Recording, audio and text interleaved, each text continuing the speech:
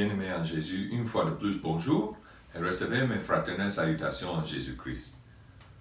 Aujourd'hui, nous voulons parler d'un aspect de la grâce de Dieu. En réalité, nous voulons parler de deux parties de la grâce.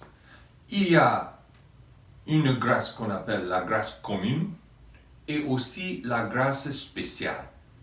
Et nous voulons essayer de distinguer entre ces deux types de grâce parce que la grâce commune et la grâce spéciale ne sont pas destinées pour les mêmes personnes. Nous allons expliquer.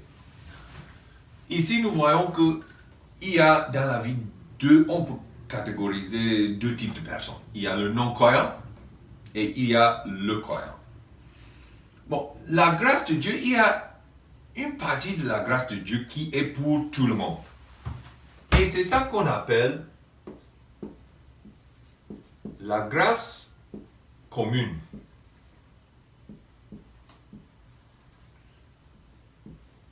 Cette grâce s'étend aux non-croyants comme aux croyants. Et il y a plusieurs différents types, ou bien plusieurs différentes illustrations de cette grâce commune. On peut parler par exemple de la pluie et du soleil.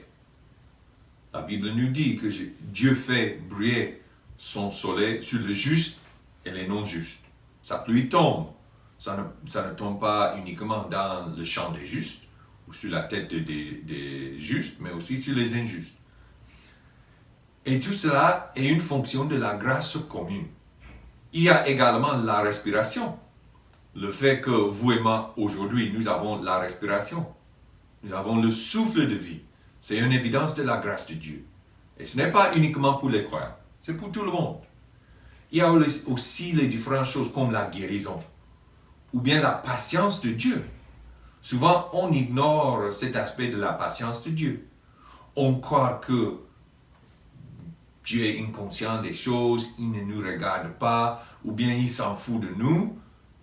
Mais même lorsque ceux qui ne sont pas justes, ceux qui ne croient pas en Dieu, pêchent, ils foulent aux pieds cette grâce, mais cette grâce néanmoins est là et agissant dans leur vie. Et c'est donc ça qu'on appelle la grâce commune.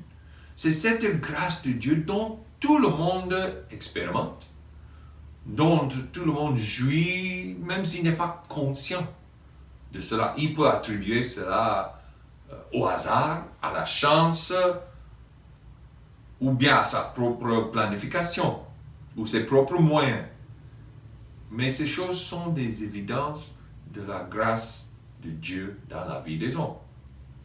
Mais pour le croyant, il y a maintenant un autre type de grâce, et c'est ça que nous appelons la grâce spéciale.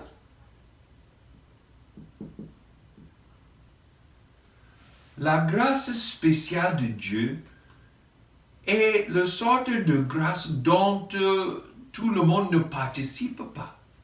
C'est la grâce qui est réservée uniquement à ceux qui sont croyants, à ceux qui sont enfants de Dieu, à ceux qui ont placé leur foi, leur confiance entière en Jésus-Christ.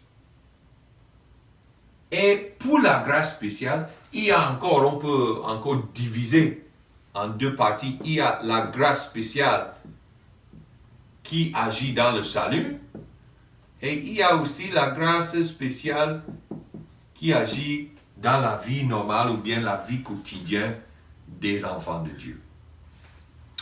Donnons certains exemples de la grâce de Dieu, la grâce spéciale qui agit en salut.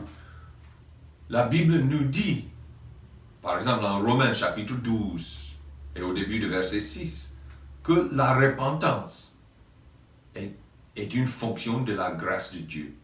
Paul parle de cela en Romains chapitre 2 et verset 4. Il y a aussi le salut en elle-même. Comme Paul disait aux Éphésiens, c'est par la grâce que vous êtes sauvés par le moyen de la foi, et ça ne vient pas de vous, c'est un don de Dieu, c'est une faveur, une grâce de Dieu. Il y a aussi le pouvoir de servir. C'est de cela que Paul avait parlé en Romains chapitre 12 et Éphésiens chapitre 4. Si Dieu ne nous a pas donné la grâce, nous ne pouvons pas le servir. Il y a aussi les autres pouvoirs ou capacités dont souvent l'apôtre Paul parle, le pouvoir de donner, le pouvoir de chanter. Tout cela est lié avec la grâce de Dieu. Même le pouvoir de souffrir, comme l'apôtre dit, est une grâce. Le pouvoir aussi d'être discipliné. Quand nous lisons par exemple en Tite chapitre 2, au verset 11, il dit que la grâce de Dieu nous enseigne à dire non aux impiétés, à renoncer une vie d'impureté et de vivre pour Dieu dans ce monde. Ce n'est pas par ma propre force que je peux faire ça. Ce n'est pas par ma force que je peux mener une bonne vie chrétienne, non. Paul en avait déjà parlé aux Galates. Il les a appelés les gens dépourvus de sens, les insensés. Et il disait que vous êtes si déprivés de sens, là où vous croyez que vous allez accomplir la vie chrétienne par vos propres forces. Vous avez commencé par l'esprit et maintenant vous allez achever cela par la chair. Non, ce n'est pas possible. Et donc, cette grâce dont nous sommes en train de parler est évidente dans la vie de tout le monde. Et le fait que le non-croyant ici, il peut participer à la grâce commune, ça lui rendre, comme Paul disait aux Romains, inexcusable devant Dieu. Parce que quelqu'un qui n'a pas cru ne peut jamais dire à Dieu un jour que je ne savais pas. La Bible dit que non.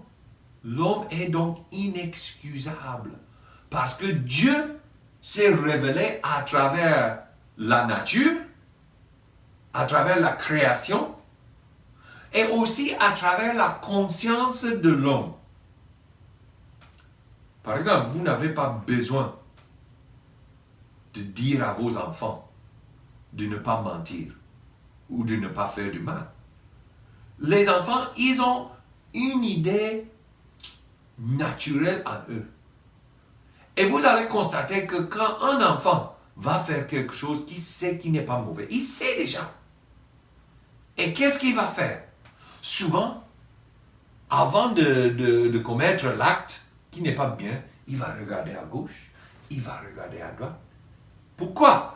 Parce qu'il sait intérieurement que non, ce que je vais faire, ce n'est pas bien. Et je veux regarder des deux côtés pour m'assurer que personne ne me voit quand je vais faire telle chose. S'il regarde à gauche et il voit son père, là, il ne va pas faire.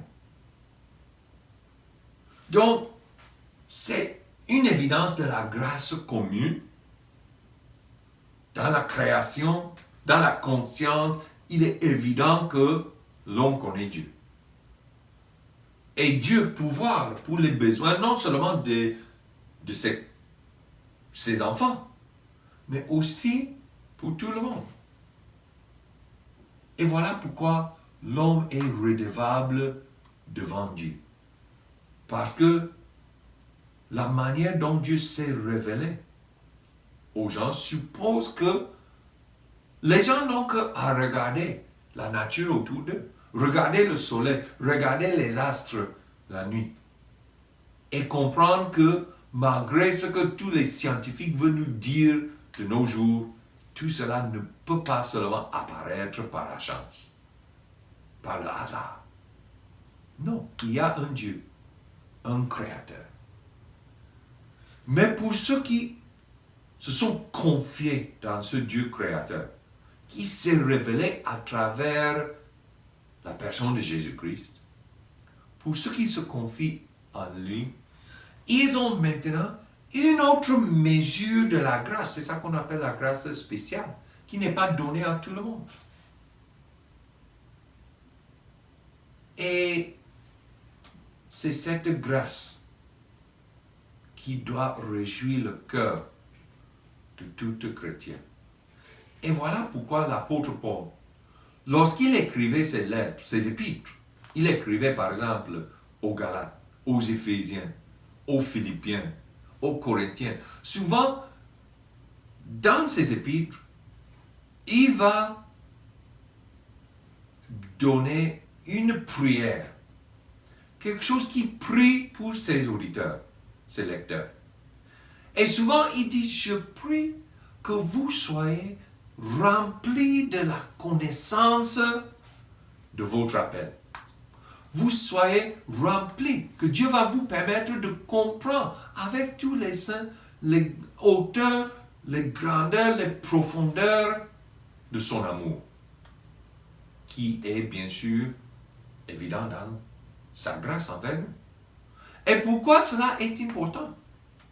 Parce que si nous sommes conscients de tout ce que Dieu fait pour nous, dans sa grâce, là alors, nous n'aurons raison à se plaindre de rien.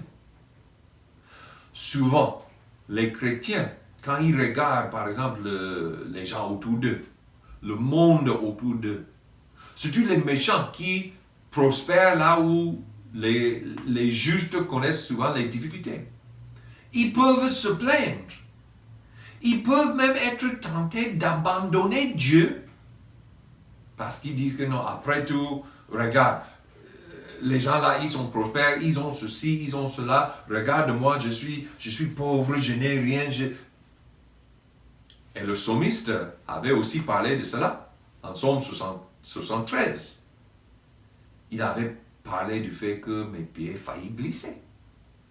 Quand j'ai vu la prospérité des méchants, jusqu'à ce que je suis entré dans le parvis de Dieu et j'ai considéré leur fin.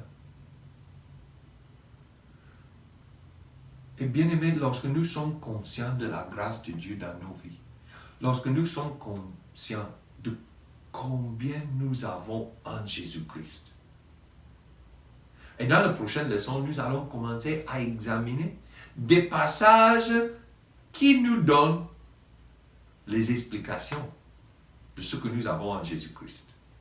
Et lorsque nous sommes conscients de cela, nous allons nous rendre compte qu'au lieu de se plaindre de ce que nous n'en avons pas, nous allons plutôt se réjouir, nous allons plutôt louer Dieu pour tout ce qu'il nous a donné.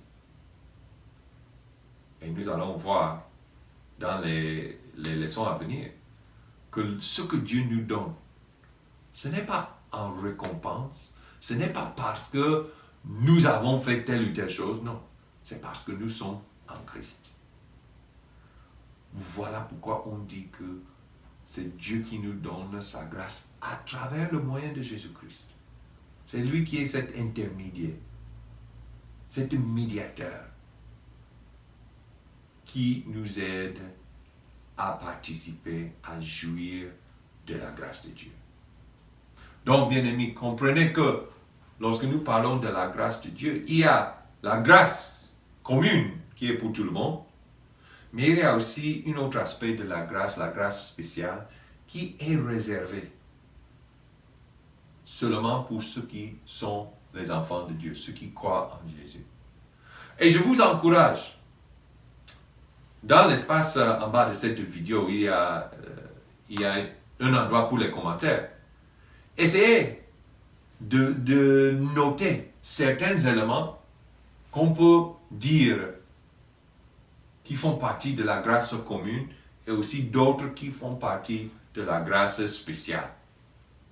Donc, et si vous pouvez penser à un élément ou une autre qui appartient à l'un de ces deux catégories, ajoutez-le en bas.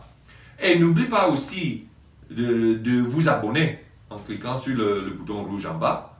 Et quand vous abonnez à cette chaîne, ça va vous permettre de connaître et de suivre tous les enseignements que nous sommes en train d'offrir sur la grâce de Dieu. Bien-aimés en Jésus-Christ, que Dieu vous bénisse et qu'il vous protège jusqu'à la prochaine fois.